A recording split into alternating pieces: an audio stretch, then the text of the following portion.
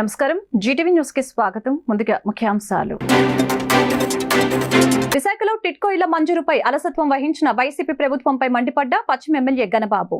TDP ప్రభుత్వం కేటాయించిన ఇళ్లను పేద ప్రజలకు ఇవ్వకుండా 5 సంవత్సరాలు తాత్సారం చేశారని విమర్శ. టీడీపీ ప్రభుత్వంపై తప్పుడు ఆరోపణలు చేసిన జగన్ ను తక్షణమే అరెస్టు చేయాలని డిమాండ్ చేసిన తెలుగు మహిళా అధ్యక్షురాలు అనంతలక్ష్మి. విశాఖ 3 టౌన్ లో జగన్ పై ఫిర్యాదు. బడ్జెట్ కేటాయింపులో రాష్ట్రానికి అన్యాయం జరిగిందంటూ బడ్జెట్ కి వ్యతిరేకంగా పెందుర్తి రైతు బజార్ వద్ద నిరసన తెలిపిన సిపిఎం నాయకులు. నూతన బడ్జెట్ లో తెలుగు రాష్ట్రానికి అన్యాయం జరిగిందని ఆగ్రహం. విశాఖ కుర్తాల సిద్ధేశ్వరి పీఠ పాలిత శ్రీ లలిత పీఠంలో ఘనంగా జరుగుతున్న ఆషాఢ మాసం ఉత్సవాలు. భక్తులకి శైకాంబరి దేవిగా దర్శనమిచ్చిన లలితాదేవి. విశాఖ డాబా గార్డెన్స్ లో ఘనంగా ప్రారంభమైన Honda product authorised showroom Alok enterprises ప్రారంభించిన Honda CEO Shizuki Iwama, operating head Takuma Wada. పేదలు, మధ్యతరగతి ప్రజల కలల ఇల్లు, టిట్కో గృహాలను తక్షణమే పూర్తి చేసి అందజేయాలని అసెంబ్లీలో విశాఖ పశ్చిమ ఎమ్మెల్యే పీవీజీఆర్ నాయుడు రాష్ట్ర ప్రభుత్వానికి స్పీకర్ ద్వారా విన్నవించారు. అసెంబ్లీలో ఆయన మాట్లాడుతూ పేద, మధ్యతరగతి ప్రజలకు 2 పడక గదుల ఇల్లు అందించాలన్న సత్సంకల్పంతో నాటి ముఖ్యమంత్రి నారా చంద్రబాబు నాయుడు రూపకల్పన చేశారని చెప్పారు. నాడు 5 లక్షల గృహాలు మంజూరు చేసి 2019 నాటికి 2 లక్షల గృహాల నిర్మాణం పూర్తి చేయడం జరిగిందని తెలిపారు. ఈ విషయాన్ని కేంద్ర మంత్రి హర్షదీప్ సింగ్ పార్లమెంట్ లో వెల్లడించినట్లు ఎమ్మెల్యే చెప్పారు. నాటి టీడీపీ ప్రభుత్వం మంజూరు చేసి పూర్తి చేసిన 2 లక్షల గృహాలను సైతం పేదలకు పంపిణీ చేయకుండా వైసీపీ ప్రభుత్వం నిర్లక్ష్యం చేసిందని అన్నారు.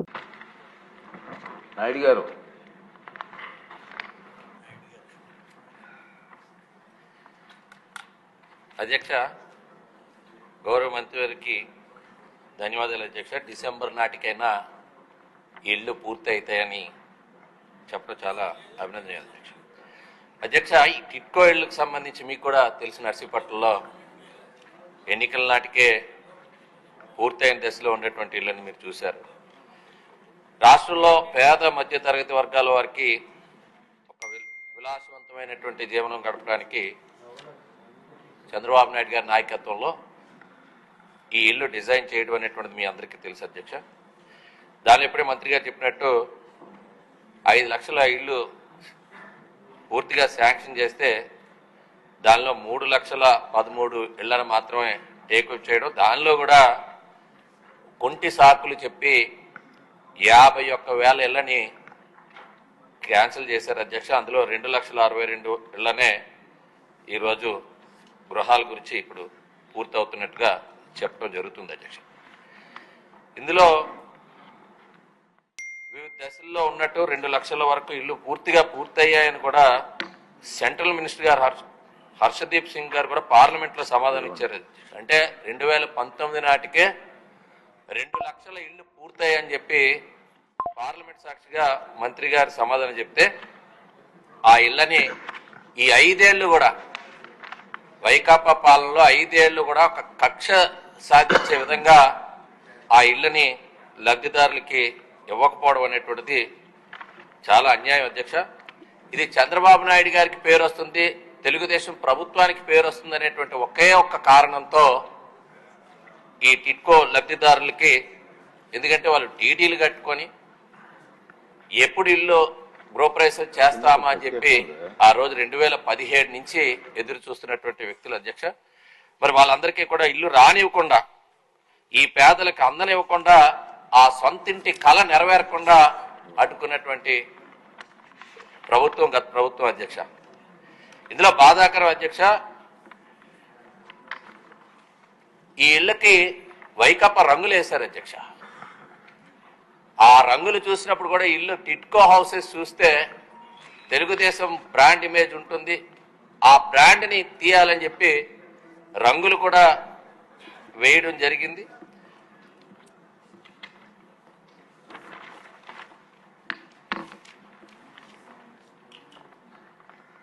దీన్ని బేస్ చేసుకొని గత ప్రభుత్వం 10,000 కోట్లు అప్పు తీసుకొచ్చారు అధ్యక్ష.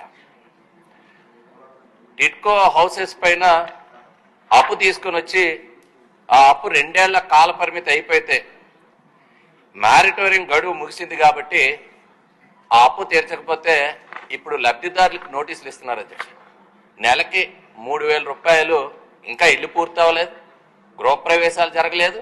కానీ వాళ్ళందరికీ కూడా ఈరోజు తాకీదులు ఇస్తూ నోటీసులు ఇచ్చి వాళ్ళందరికీ కూడా ఇప్పుడు వాళ్ళు కట్టకపోతే వాళ్ళు కూడా నాన్ పెర్ఫార్మింగ్ అకౌంట్స్ కింద వాళ్ళు ఎన్పిఎల్గా ఈరోజు సుమారు రాష్ట్రంలో 65,000 మంది ఈరోజు లబ్ధిదారులు ఈరోజు వాళ్ళు రుణం తీర్చలేదని చెప్పి నోటీసులు తాకీదులు అందుకొని వాళ్ళ అకౌంట్స్ని కూడా ఈరోజు వాళ్ళ సిబిల్ స్కోర్ కూడా ఎఫెక్ట్ అయ్యేటట్టుగా మిగిలిన అప్పులు కూడా దక్కే విధంగా ఈరోజు లబ్ధిదారుల్ని మోసం చేసినటువంటి ప్రభుత్వం గత ప్రభుత్వం. అధ్యక్ష, ఈరోజు మంత్రి గారిని కోరుతున్నాను, ఏదైతే లబ్ధిదారులకి డిసెంబర్లోగా పూర్తి చేస్తా ఉన్నారు, మాకు ఈరోజు పద్మనాభపురంలో కొన్ని బ్లాక్స్ క్యాన్సిల్ చేశారు. ఇప్పుడు మీరు చెప్పారు అచ్చెన్నాయుడులో కూడా స్థలం ఉంది, అక్కడ కూడా బ్లాక్స్ క్యాన్సిల్ చేశారు. మనం ఏదైతే శాంక్షన్ ఇచ్చామో అనేక కారణాలు చూపించి వాటిని అన్నింటినీ కూడా క్యాన్సిల్ చేసినటువంటి స్థానంలో మరలా ఇల్లు కట్టి ఇచ్చేటువంటి ప్రతిపాదన ఉందా అధ్యక్ష? ఒకటి. రెండోది, గత ప్రభుత్వంలో అర్హులుగా గుర్తించబడి మా తెలుగుదేశం ప్రభుత్వంలో అర్హులుగా గుర్తించబడి డీడీలు కట్టిన వారిని చాలా మందిని మరలా అనర్హులుగా చేశారు. మరలా వాళ్ళందరినీ కూడా, ఎందుకంటే అంతకుముందు మేము దానికి సిస్టమేటిక్గా ఆ రోజు అందరినీ కూడా లబ్ధిదారులను ఎంపిక చేయడం జరిగింది అధ్యక్ష. డీడీలు కూడా కట్టుకున్నారు. వాళ్ళలో రాజకీయ కారణాలతో వాళ్ళందరినీ క్యాన్సిల్ చేసిన వాళ్ళు ఉన్నారు. వాళ్ళని మరలా పరిగణలో తీసి లబ్ధిదారులుగా గుర్తించేటువంటి అవకాశం ఉందా అనేటువంటి పరిశీలించాలి. ప్రభుత్వంపై కుట్రపూరితమైన నిరాధార ఆరోపణలు చేస్తున్న పులివెందుల ఎమ్మెల్యే మాజీ ముఖ్యమంత్రి జగన్మోహన్ రెడ్డిపై తక్షణమే కేసు నమోదు చేయాలని టీడీపీ మహిళా నాయకురాలు అనంతలక్ష్మి డిమాండ్ చేశారు. ఈ సందర్భంగా ఆమె విశాఖ 3 టౌన్ పోలీస్ స్టేషన్లో జగన్పై ఫిర్యాదు చేశారు. అనంతరం ఆమె మాట్లాడుతూ టీడీపీ ప్రభుత్వం ఏర్పడ్డాక 36 హత్యలు జరిగాయని, 300 మంది మహిళలపై హత్యాచార యత్నం జరిగిందని, ప్రభుత్వ ఆస్తులు ధ్వంసమయ్యాయని అనేక అవాస్తవ ఆరోపణలు చేస్తున్న జగన్పై కేసు నమోదు చేయాలని పోలీస్ కంప్లైంట్ ఇవ్వడం జరిగింది. జగన్ పాలనలో 20 ఏళ్లు వెనక్కి తీసుకువెళ్లి హత్య రాజకీయాలు కుట్రలు చేశారని ఆరోపించారు. తక్షణమే జగన్పై కేసు నమోదు చేయాలని డిమాండ్ చేశారు.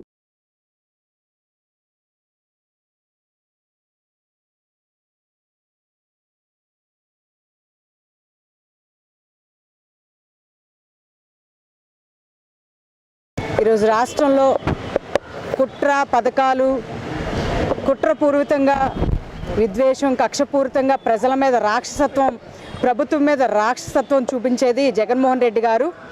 ఈరోజు హాస్యాస్పదంగా ఈరోజు పత్రిక కానీ ఛానల్ కానీ ఇష్టాసారంగా నాది అనే విధంగా నీకు నచ్చిన రాత, నీకు నచ్చిన మాటలు, నీకు నచ్చిన పదాలు వాడుతూ ఈరోజు విషపూరితమైన వ్యాఖ్యలు చేస్తున్నటువంటి జగన్మోహన్ రెడ్డి, ఎమ్మెల్యే జగన్మోహన్ రెడ్డి గారు విచిత్ర వింత వేషాలతోని ఏ రోజు మా కోసం కానీ ఈ రాష్ట్రం కోసం కానీ ఎప్పుడు ధర్నా చేయలేదండి. ఏ రోజు ప్రజలు ఎంత ఇబ్బంది పడుతున్నారు, ఈ రాష్ట్రం ఎంత ఇబ్బంది పడింది, నేను 5 ఏళ్ళు పరిపాలించి 20 ఏళ్ళు వెనక పంపించేసినటువంటి జగన్మోహన్ రెడ్డి గారు ఈరోజు వింతగా విచిత్రంగా నిన్న ధర్నా చేయడం హాస్యాస్పదం అండి. నువ్వు పరిపాలించిన 5 ఏళ్లలో ఎంతమంది చనిపోయారు, ఎంతమంది మహిళలపైన అత్యాచారాలు జరిగాయి, దాడులు జరిగాయి, మానభంగాలు జరిగాయి, డాక్టర్ సుధాకర్ని చంపేశారు నడి రోడ్డు మీద, ఎంతోమందిని. ఈరోజు విషపూరితమైన ఈరోజు నీ కోసం, నీ రాజకీయ స్వార్థం కోసం ఈరోజు నీ పేపర్లోనే నెల రోజులు 36 హత్యలు జరిగాయంట. ఆ 36 మంది ఎవరో మాకైతే తెలియదు. నువ్వు చెప్పు బాబు, పేర్లతోని ఫోన్ నెంబర్లతో నువ్వు ఇస్తే మేము పరామర్శించడానికి వెళ్తాం. హత్యాయత్నాలు 300 అంట, మరి ఎక్కడ జరిగాయో మరి మాకు తెలియదు. ఆత్మహత్యలు ఎవరి వల్ల చేసుకున్నారు బాబు? నీ వల్ల అయితే అయ్యి ఉంటుందేమో. కుటుంబాల్లో ఈరోజు చంద్రవందరంగా అయిపోయి కాబట్టి 35 మంది చచ్చిపోయారట. ప్రభుత్వ ఆస్తులు తాకట్టు పెట్టింది నువ్వు, ధ్వంసం చేసింది నువ్వు. 490 ప్రభుత్వ ఆస్తులు తాకట్టు పెట్టేశారని చెప్పేసి, ఆ ఆస్తులు ధ్వంసం చేశారని చెప్పేసి, ప్రైవేట్ ఆస్తులు అయితే 560 అంట, దాడులు దౌర్జన్యాలు 1050, గ్రామాలు విడిచి వెళ్ళిపోయారంట మరి 2705 మంది అంట. మరి ఈ జగన్మోహన్ రెడ్డి గారు 2019 నుంచి 2024 వరకు ముఖ్యమంత్రిగా చేసినప్పుడు ఈ రాష్ట్రం కోసం, ప్రత్యేక హోదా కోసం ఎందుకు ధర్నా చేయలేదని నేను అడుగుతున్నా. ఈ మొన్న అసెంబ్లీకి వెళ్ళవలసిన జగన్మోహన్ రెడ్డి అసెంబ్లీ గేట్ దగ్గర ఏ విధంగా బిహేవ్ చేశాడో కూడా మనం అందరూ చూసాం. ఒక పోలీస్ అధికారిని అయితే, మధుసూదన్ రావు నీ సంగతి తెలుసు, ఇదా పోలీస్ అధికారితో నువ్వు బిహేవ్ చేసేది? నువ్వు ఒక ఎమ్మెల్యేవేనా? అసెంబ్లీ అంటే ఎలా ఉండాలి? గౌరవపదంగా గౌరవం ఇచ్చి మనం వెళ్ళి కూర్చొని ప్రజల యొక్క సమస్య మీద పోరాటం చేయవలసింది పోయి కుట్రపూరితంగా, విషపూరితంగా ఈరోజు కుట్ర కోణంతో ఈ రాష్ట్రానికి రావాల్సిన పెట్టుబడులు రాకుండా, ఈ రాష్ట్ర ప్రజలకు మంచి జరగకుండా ఈ రాష్ట్ర ప్రజలపైన ఈరోజు కక్ష సాధిస్తున్నాడు. జగన్మోహన్ రెడ్డి గారిని ఇమీడియట్లీగా ఆయనపైన కేసు నమోదు చేయాలి. అలాగే ఆయన బెయిల్ ఆయనపై ఉన్న బెయిల్ రద్దు చేయాలి. అలాగే సాక్షి ఛానల్, సాక్షి పేపర్ మీద కూడా ఈరోజు బ్యాన్ చేయాలని చెప్పి మేము ప్రధానంగా ఈరోజు కంప్లైంట్ ఇవ్వడం జరిగింది. కనుక ఇకనైనా ఈ కుట్రపూరిత కోణాలు, విషపూరితమైన కక్ష సాధింపు చర్యలు అన్ని ఆపివేయాలని ఈ సభాముఖంగా తెలియజేసుకుంటున్నాను. కేంద్ర బడ్జెట్ లో తెలుగు రాష్ట్రానికి తీవ్ర నష్టం వాటిల్లే విధంగా బడ్జెట్ ప్రవేశపెట్టారని సిపిఎం పార్టీ నాయకురాలు బి రమణి ఆగ్రహం వ్యక్తం చేశారు.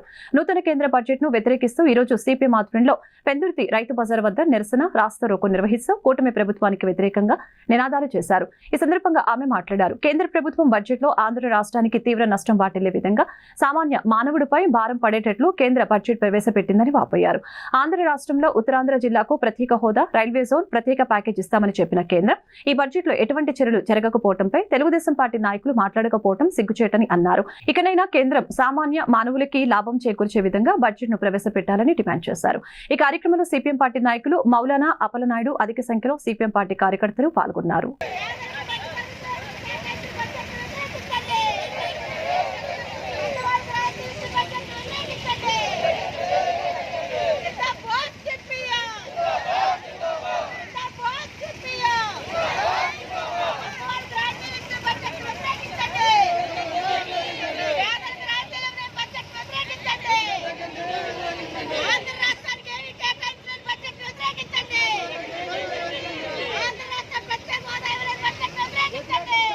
కేంద్ర ప్రభుత్వం బడ్జెట్, నిర్మలాదేవి గారు బడ్జెట్ ప్రవేశపెట్టారు.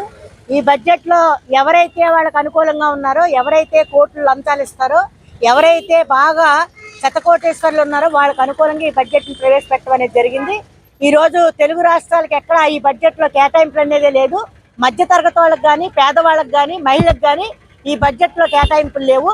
ఈ రోజు బడ్జెట్ వస్తుందంటే ఎంతో సంతోషంగా ఉంటాం. కానీ బడ్జెట్ పేరు చెప్పుకుని ఎవరికైతే రాయితీలు ఉన్నాయో, ఎవరైతే ఆస్తు అక్రమంగా సంపాదిస్తున్నారో వాళ్ళకే అనుకూలంగా ఈ బడ్జెట్ ని ప్రవేశపెట్టారు. అలాగే వాళ్ళకి రాష్ట్రాలకు అనుకూలంగా బీజేపీ ప్రభుత్వం ఈ బడ్జెట్ ని ప్రవేశపెట్టడం అనేది జరిగింది. ఈ బడ్జెట్ లో ఎవరైతే ఈ రోజు రాష్ట్రానికి, ఆంధ్ర రాష్ట్రానికి, ఈ ఉత్తరాంధ్ర జిల్లాలకి ప్రత్యేక హోదా ఇస్తామని, రైల్వే జోన్ ఏర్పాటు చేస్తామని, ప్రత్యేక ప్యాకేజ్ ఇస్తామని చెప్పారో ఆ బడ్జెట్ లో కనీసం వాటి పేరే ఎత్తలేదు. ఈ రోజు ఆంధ్ర రాష్ట్రానికి ఇవ్వాల్సిన కేటాయింపులు కూడా ఎక్కడా మాట్లాడలేదు. ఈ రోజు మరి తెలుగుదేశం ప్రభుత్వం బడ్జెట్ ప్రవేశపెట్టిన మన రాష్ట్రానికి రావాల్సిన ఎందుకని అడగట్లేదు అనేది మేము అడుగుతున్నాము. అంటే దోస్తులు కాబట్టి ఏమి అడగట్లేదా అనేది మనం తెలియజేయవలసిన అవసరం ఉంది. ఏ ప్రభుత్వం వచ్చినా ఈ రాష్ట్రానికి ఒరిగేది ఏమీ లేదు, ప్రజలకు ఒరిగేది లేదు. మధ్య తరగతి వాళ్ళు, పేదవాళ్ళు బలైపోయే బడ్జెట్ ని తీసుకొచ్చి ఈ రోజు ప్రవేశపెట్టడం అనేది జరుగుతుంది. దీనివల్ల ఇంటి పన్నులు విపరీతంగా పెరుగుతాయి. రాయితీలు అనేవి లేకపోవడం వల్ల నిత్యావసర వస్తువుల ధరలు విపరీతంగా పెరగటం అనేది జరుగుద్ది. కాబట్టి బడ్జెట్ అనేది అందరికి అనుకూలంగా ప్రవేశపెట్టాలని సిపిఎం పార్టీగా మేము డిమాండ్ చేస్తున్నాము. ఈ రోజు మహిళల పేరు చెప్తే మహిళలు అంటున్నారు. ఎన్నికల్లో ఓట్లు వేసుకోవటమే కానీ మహిళకి సాధికారత అని చెప్పే ప్రభుత్వం మహిళకి ఎక్కడ బడ్జెట్ లో కేటాయింపు అనేది లేదు. అలాగే ఎవరైతే ఎన్నికల్లో ఓట్లు వేసారో వాళ్ళు మర్చిపోయి ఎవరైతే ఈ రోజు కోట్ల రూపాయలు లంచాలు ఇస్తారో వాళ్ళకే ఈ బడ్జెట్ కేటాయించడం అనేది జరిగింది. కేంద్ర ప్రభుత్వం బీజేపీ చాలా దుర్మార్గమైన పరిపాలన. గత ప్రజలు ఇప్పుడు నీకు బుద్ధి చెప్పారు.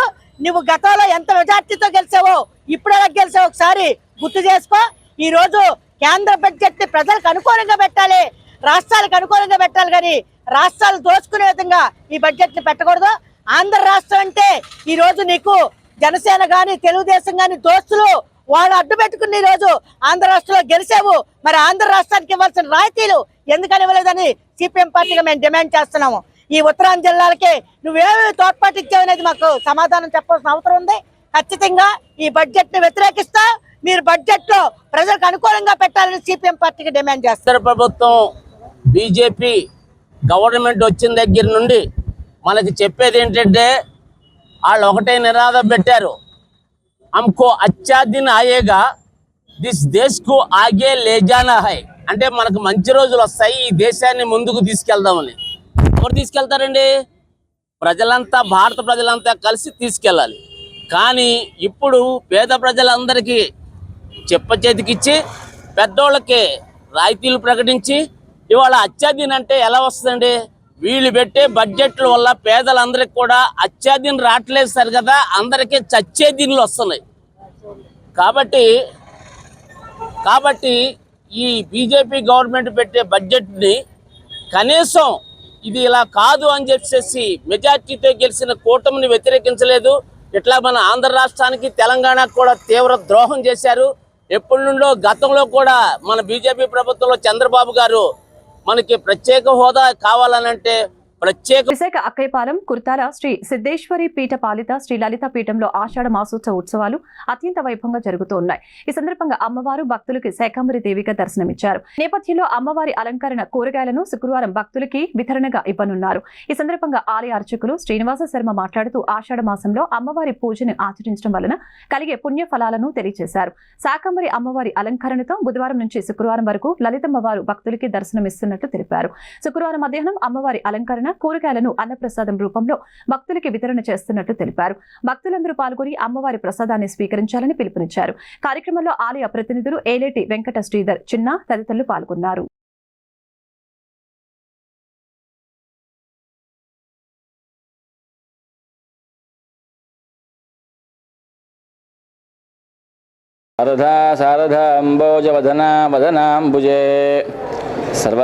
సర్వదా అస్మాకం సన్నిధిం క్రియాత్.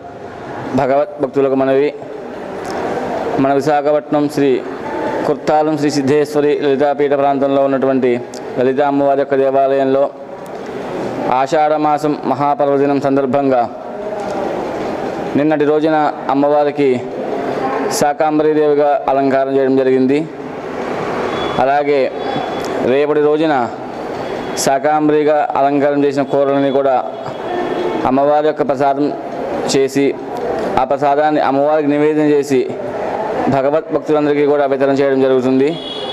కావున 50 మంది భక్తులు కూడా లలిత అమ్మవారిని దర్శించుకొని అమ్మవారి యొక్క శాకంబరీదేవి ప్రసాదాన్ని స్వీకరించవలసిందిగా కోరుతున్నాం. మధ్యాహ్నం 1 గంటల నుంచి కూడా అమ్మవారి యొక్క శాకంబరీదేవి ప్రసాద వితరణ కార్యక్రమం చేయడం జరుగుతుంది. ప్రపంచ స్థాయిలో పవర్ ప్రోడక్ట్ లో పేరొందిన హోండా సంస్థ తమ ఆథరైజ్డ్ షోరూమ్ అలోక్ ఎంటర్ప్రైజెస్ ను విశాఖ డాబా గార్డెన్స్ జ్యోతి థియేటర్ వెనక రోడ్ లో ప్రారంభించింది. ఈ సందర్భంగా Honda India power product CMD president and CEO Shijiki Iwama, operating head sales and service marketing తక్కువ వడలు విశాఖలో మొట్టమొదటిసారిగా ఏర్పాటు చేసిన నూతన బ్రాంచ్ ను ప్రారంభించారు. ఈ సందర్భంగా వారు మాట్లాడారు. ప్రపంచ స్థాయిలో తమ సంస్థకు ప్రత్యేక గుర్తింపు ఉందని తెలిపారు. పవర్ ప్రోడక్ట్ లో గృహ, వ్యాపార, వ్యవసాయ, ఫిషరీస్ రంగాలలో కావాల్సిన generators, concrete mixer, spray machines, boat engines, వ్యవసాయ పంపు సెట్స్ అత్యంత నాణ్యమైన అతి తక్కువ ధరలో లభిస్తాయని తెలియజేశారు. ప్రతి ప్రోడక్ట్ కి తగిన సమయం గ్యారంటీ ఇస్తామని, అంతేకాకుండా అత్యుత్తమైన డోర్ స్టెప్ సర్వీస్ అందిస్తున్నామని తెలిపారు. విజయనగరం, విశాఖపట్నం జిల్లాలకు సంబంధించిన అలోక్ ఎంటర్ప్రైజెస్ ఏర్పాటు చేస్తామని, వినియోగదారులు ఈ అవకాశాన్ని సద్వినియోగపరచుకోవాలని కోరారు. ఈ కార్యక్రమంలో సంస్థ general manager S Thirumal Kumar, regional manager R Srinivasan, area manager P Sarath Mohan, dealer Jismal Begwani తదితరులు పాల్గొన్నారు.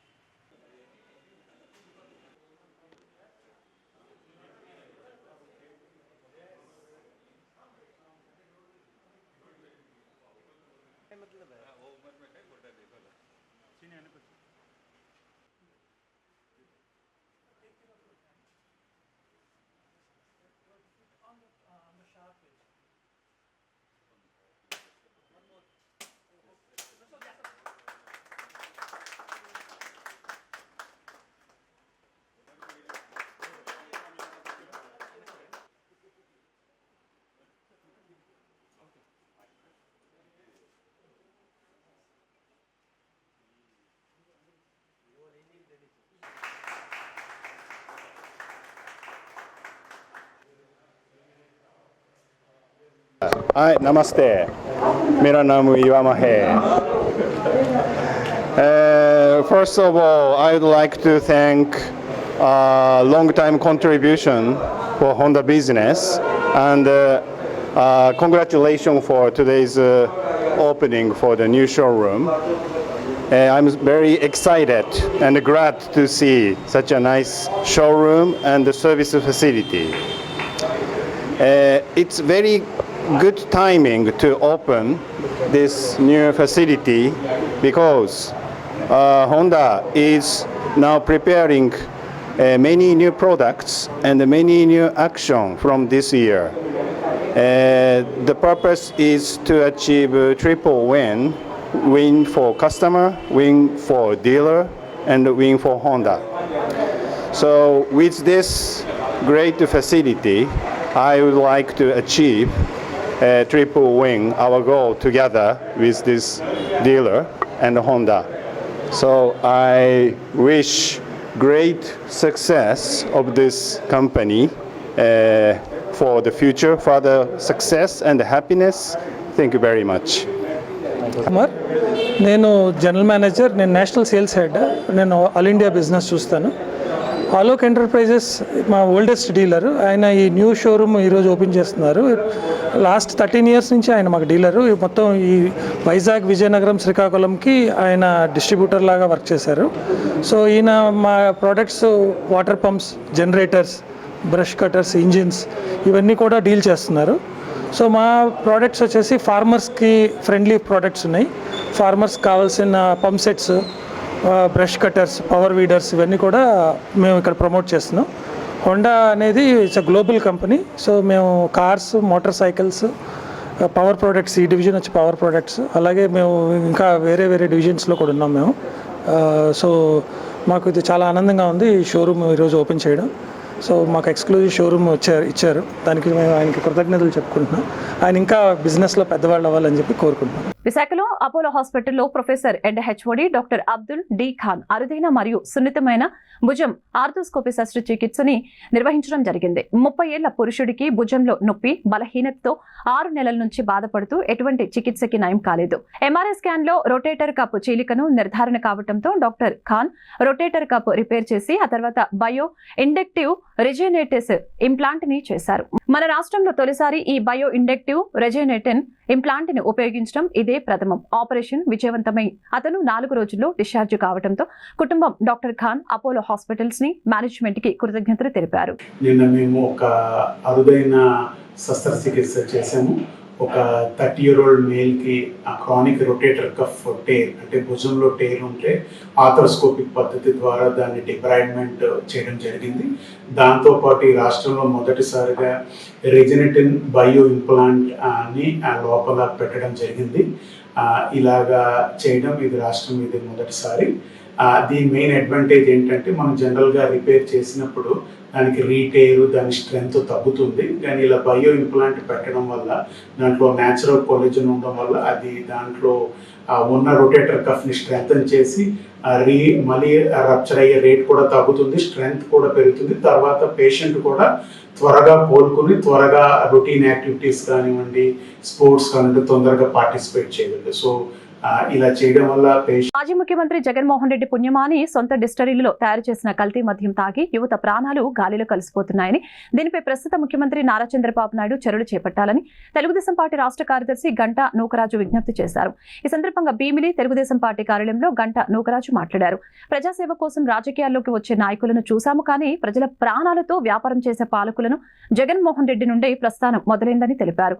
ఆస్తులు కూడబెట్టుకోవడమే ధ్యేయంగా కల్తీ మద్యం తయారీ కేంద్రాలను అనుచర గణంతో రెడీ చేసి ప్రజల మధ్యకు వదిలేరని తెలిపారు. మద్యంలో వాడిన అధిక కణాలు ఉండే స్పిరిట్ కారణంగా యువత పూర్తిస్థాయి స్పృహ కోల్పోయి ప్రాణాలు పోగొట్టుకుంటున్నారని అన్నారు. దీనిపై కూటమి ప్రభుత్వం అధినేత ముఖ్యమంత్రి నారా చంద్రబాబు నాయుడు చొరవ చూపి కల్తీ మద్యంపై, డ్రగ్స్ నియంత్రణపై ఉక్కుపాదం మోపి పూర్తిస్థాయి దర్యాప్తు చేసి దీనికి కారణమైన వారిపై చర్యలు తీసుకోవాలని అన్నారు. గత ప్రభుత్వంలో కల్తీ మద్యాన్ని ఏర్లే పారించి ఎంతోమంది మరి యువతల తాలిబొట్టులు తెప్పినటువంటి ఈ ప్రభుత్వం సుమారుగా 30,000 మంది యువత ఈ మద్యానికి బానిసలై, డ్రగ్స్కి బానిసలై చనిపోతే వాళ్ళ తాలిబొట్లు మరి జగన్మోహన్ రెడ్డికి కనిపించలేదా అని అడుగుతున్నాం. అలాగే 30 లక్షల మంది ఈ స్ట్రోకులు వచ్చి ఈ వ్యాధుల బారిన పడి మంచాన పెట్టినటువంటి 30 లక్షల మంది యువత, ఈ రాష్ట్ర భవిష్యత్తు ఏమవుతుందో ఒకసారి అర్థం చేసుకోలేని జగన్మోహన్ రెడ్డి, నీ తప్పిదాలన్నీ కూడా నేను అసెంబ్లీలో మరి నారా చంద్రబాబు నాయుడు క్లుప్తంగా చాలా అర్థమయ్యే విధంగా ఒక శ్వేతపత్రం రిలీజ్ చేశారు. మీ ఆటలు ఇక సాగవు. ఎందుకంటే 32 మద్యం బ్రాండ్లు ఉండేటప్పుడు కూడా 2 మద్యం బ్రాండ్లు తీసుకొచ్చి ప్రజల నెత్తిన రుద్ది ప్రజాధనాన్ని దోచుకున్నటువంటి జగన్మోహన్ రెడ్డి కమిషన్ల రూపంలో వేలాది కోట్లు మీ నాయకులకి మీ కార్యకర్తలకి అప్పచెప్పినటువంటి జగన్మోహన్ రెడ్డి మూల్యం చెల్లించుకో తప్పదు. మరి రేపు సిఐడి ఎంక్వైరీలో నీ బండారం అంతా బయటపడుతుంది. దానికి మరి నారా చంద్రబాబు నాయుడు కానీ, లోకేష్ బాబు గారికి కానీ, మరి మంత్రికి కానీ, మరి పవన్ కళ్యాణ్ గారి ప్రత్యేకంగా కృతజ్ఞతలు తెలియజేస్తున్నాం. ఎందుకంటే ఇప్పటికైనా మన ప్రభుత్వంలో కూడా ఒక మద్యం పాలసీ, మంచి పాలసీని తీసుకొచ్చి ప్రజలకి అందుబాటులో ఉన్న ధరలు అందుబాటులో ఉండే విధంగా, ప్రజలకి శారీరకంగా కానీ మానసికంగా కానీ ఏం కాకుండా మంచి మద్యాన్ని మీరందరూ కూడా అందించాలని మనస్ఫూర్తిగా కోరుకుంటూ మరి శ్వేతపత్రం విడుదల చేసిన దానికి చంద్రబాబు నాయుడు గారికి మరొకసారి ప్రజల తరపున మా తరపున ప్రత్యేకంగా కృతజ్ఞతలు తెలియజేస్తున్నాం. పోర్టు ప్రైవేటీకరణ ఆపి షరతులు లేని కొత్త వేతన ఒప్పందం వెంటనే అమలు చేయాలని United port and dock employees Union CITU ప్రధాన కార్యదర్శి కె సత్యనారాయణ జగ్గునాయుడు డిమాండ్ చేశారు. విశాఖ పోర్టు కార్మికుల సమస్యలపై షరతులు లేని వేతనం ఒప్పందం, బోనస్ సాధనకే పోర్టుల ప్రైవేటీకరణకు వ్యతిరేకంగా గురువారం ఉదయం సీ హార్స్ జంక్షన్ వద్ద 2 రోజుల రిలే నిరాహార దీక్షను యూనియన్ నేతలు ప్రారంభించారు. ఈ సందర్భంగా వారు మాట్లాడారు. బోనస్, పిఎల్ఆర్, ఐపీఏ ఫెడరేషన్లు ఏకాభిప్రాయ అవగాహనను కేంద్ర కేబినెట్ ఆమోదించి బోనస్ బకాయిలను, కొత్త బోనస్ ను వెంటనే చెల్లించాలని కోరారు. నేషనల్ అసెట్స్ మానిటైజేషన్ పైప్లైన్ పథకం కింద మేజర్ పోర్టుల బెర్తులు, ఆస్తుల అమ్మకాన్ని ఉపసంహరించాలని విజ్ఞప్తి చేశారు. అలాగే పోర్టులో టెక్నికల్, ఆపరేషనల్, మినిస్ట్రియల్ అన్ని ఎంట్రీ లెవెల్ పోస్టుల్ని వెంటనే భర్తీ చేయాలని అన్నారు.